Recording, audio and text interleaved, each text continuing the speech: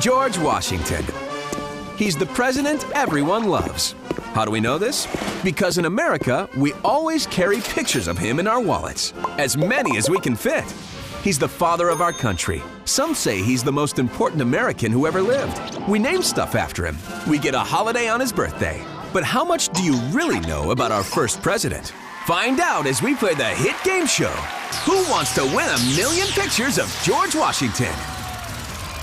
True or false? Shortly after being born in Pope's Creek, Virginia in 1732, young George chopped down a cherry tree, then confessed to it because he could not tell a lie. That's false. It was a story made up by an early biographer of Washington. True or false? George Washington had wooden teeth. False. They weren't wooden. They were made from gold, hippopotamus ivory, silver, and lead. Our founding father had a mad grill, yo. But it was something that made him miserable. George Washington is recalled for many things, and one is that he had false teeth and he had a very painful dental problem.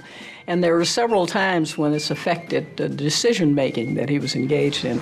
True or false? During his days as a young officer in the French and Indian War, Washington was such a hands-on soldier that he even designed the uniforms worn by his men. True.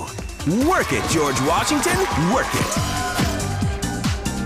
True or false? All of these presidential firsts occurred during the 2 terms of Washington's presidency from 1789 to 1797. The first veto, the first federal bank, the first federal building, the original U.S. Capitol. All true. Come on, he was the first president. Everything was a first.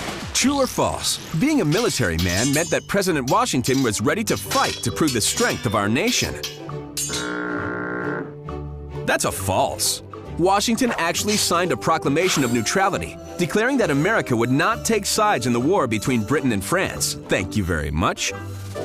And finally, in 1796, President Washington became the first president to refuse a 3rd term.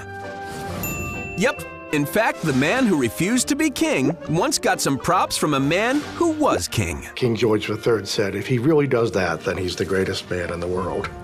To voluntarily renounce power was to demonstrate that American democracy was real, that it wasn't just a theory.